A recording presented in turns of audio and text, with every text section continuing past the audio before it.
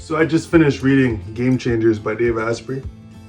And I started this book review earlier, but I haven't gotten around to completing it. But Game Changers by Dave Asprey, it's a pretty good book. It's like a self-help book. And the front says what leaders, innovators, and mavericks do to win at life. So I'm just gonna skim through this really quick.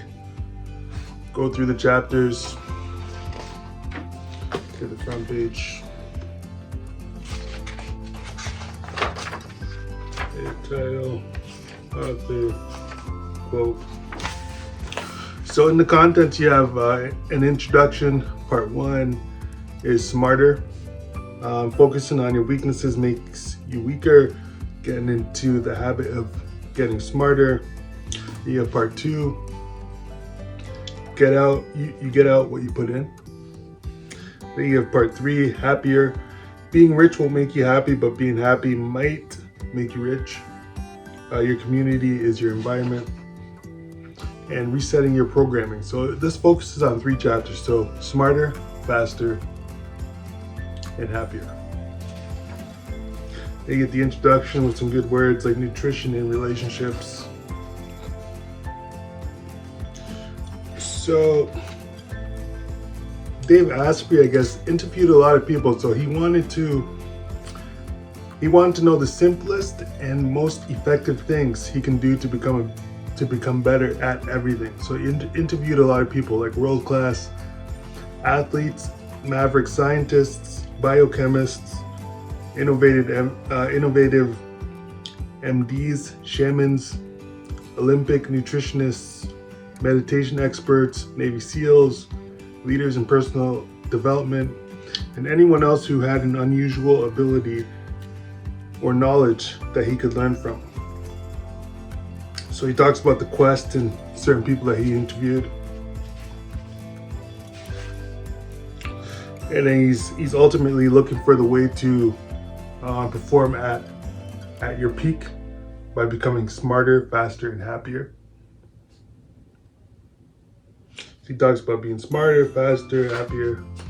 That's the introduction. So he says there's lots of wisdom on these pages. Then we get to the chapter smarter.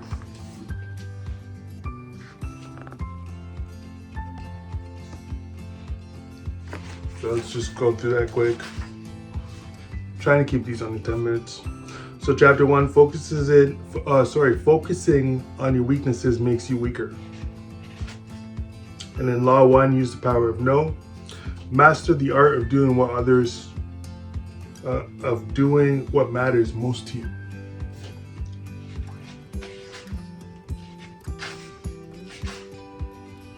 Then we get to the action items, some things you can fill out.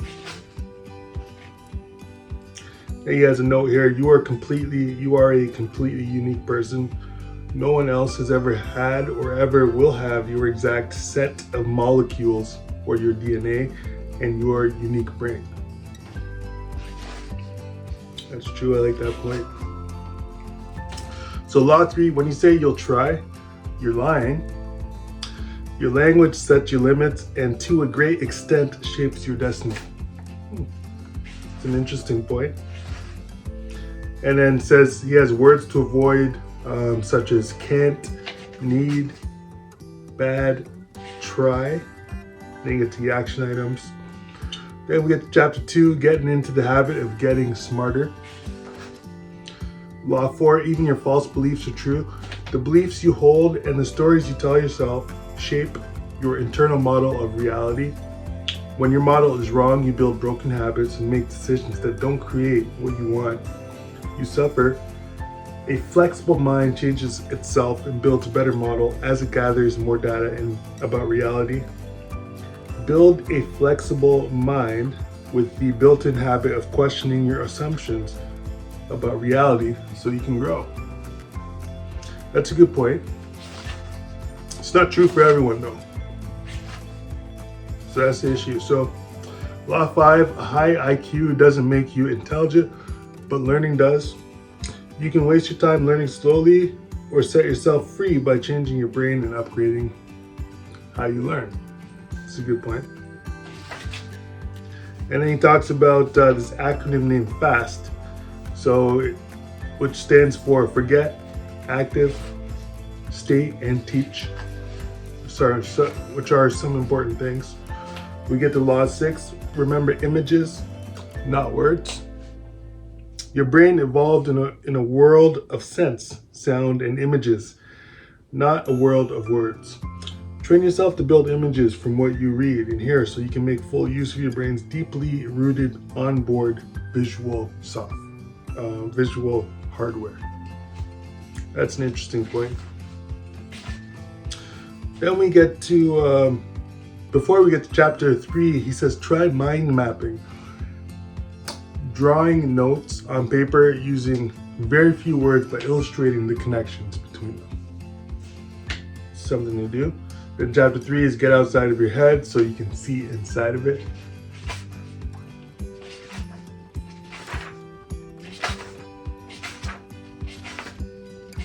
Fast forward here. He talks about performance enhancing substances that are, of course, allowed and legal, like caffeine. That's his favorite, I guess, substance. Then we get to law 8, get out of your head.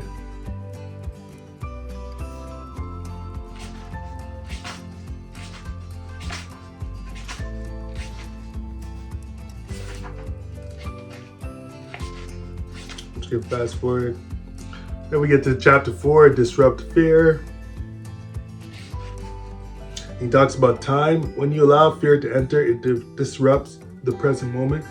However, when you're completely present, there is no room for fear and you have access to unlimited love or flow. He talks about attachments and expectation.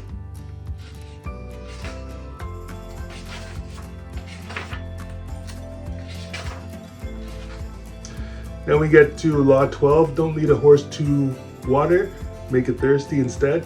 And then game changers don't get bored. They seek out the things that fascinate them and make them want to leap out of bed in the morning. So find the things you care about and devote your life to their pursuit. But put passion before money and success will follow.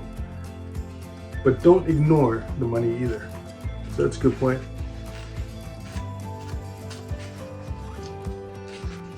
Then we get to law 13, don't push your limits too long. When you push yourself without recovery, your body believes you must be under threat. Sometimes it's true.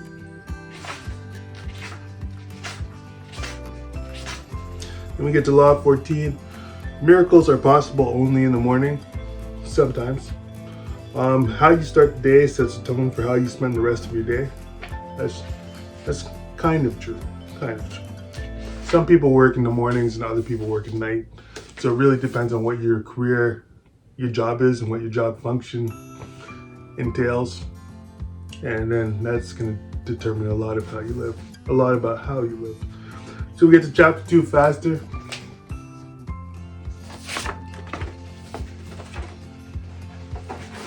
So I'm just going to skim through this.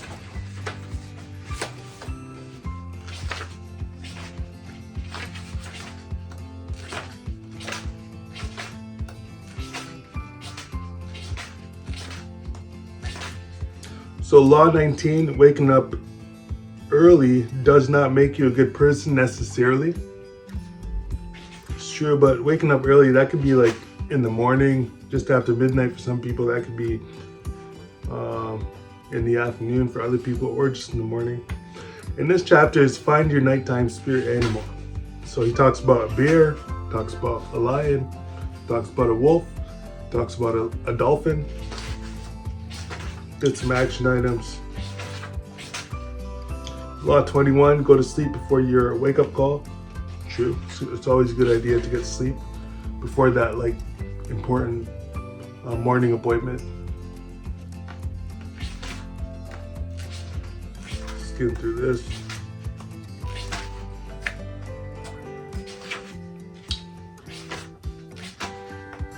So chapter 9, you get what you put in. You get out what you put in. And then he talks about food and a whole bunch of stuff on food, like nutrition.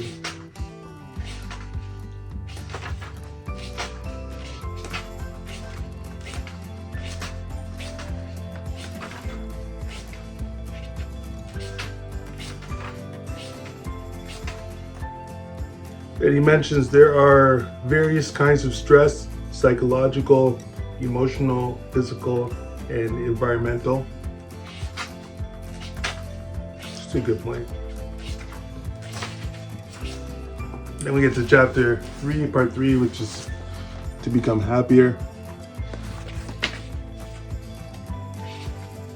So being rich won't make you happy, but being happy might make you rich. That's the title of the chapter.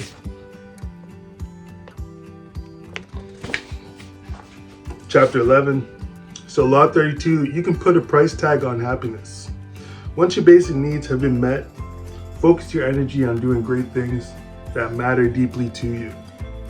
Making more money beyond the basic financial safety threshold does not substantially increase happiness or joy, which is true. It's a good point. Because you make a lot of cash, but then you're missing other things in other areas of your life, which may not make you necessarily very happy. Then we get to law 33. Wealth is a symptom of happiness. So happy people are engaged, productive, and successful for the most part. That doesn't mean you're always going to be happy. Then law 34, we get to the less you have, the more you gain. So a certain amount of belongings is necessary and valuable, but society programs you to believe that objects will make you happy. The opposite could be true. When you get rid of the things that don't bring true value and make room in your life for the things that do, you become happier and more content. Good point. Then we get to chapter 12. Your community is your environment.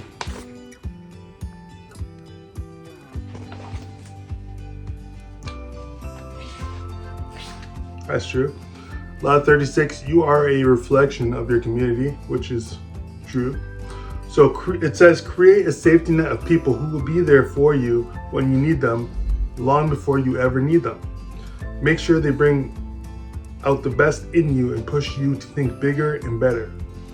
The motivational speaker Jim Rohn, so Jim Rohn in here, said that you are the average of the 5 people you spend the most time with. Could be true. Generally speaking, that is true, because whoever you spend the most time with is who you're going to become like over time. Then we get to law 37. No relationship is an island. So your intimate relationships have the power to drive you to new levels of success or failure. Fix or end a bad relationship to free up energy so you can do what matters most to you. Invest in any type of great relationship that works for you in order to unlock more power than being alone. That's a good point. Then we get to chapter 13, reset your programming. Law 38 is own the voice in your head, and he recommends that you meditate, which is what I usually advocate for. Is to have medication, medication, but also meditation. That's spending time in silence, quietness, and healthy advice.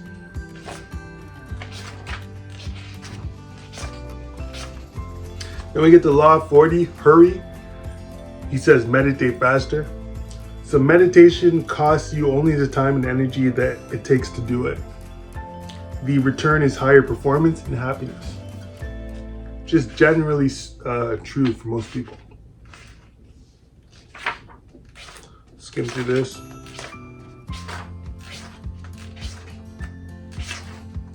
So chapter 15, use gratitude to rewire your brain.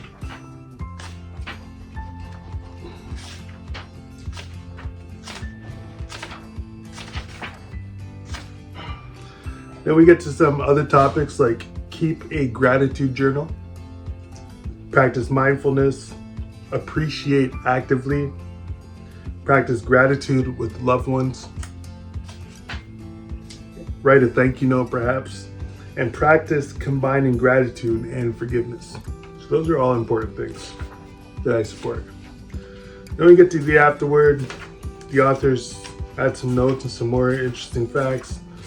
The references, the index,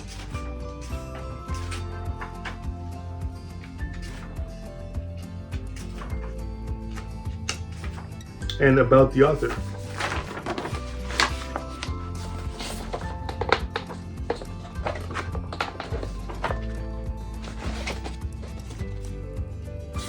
And that's the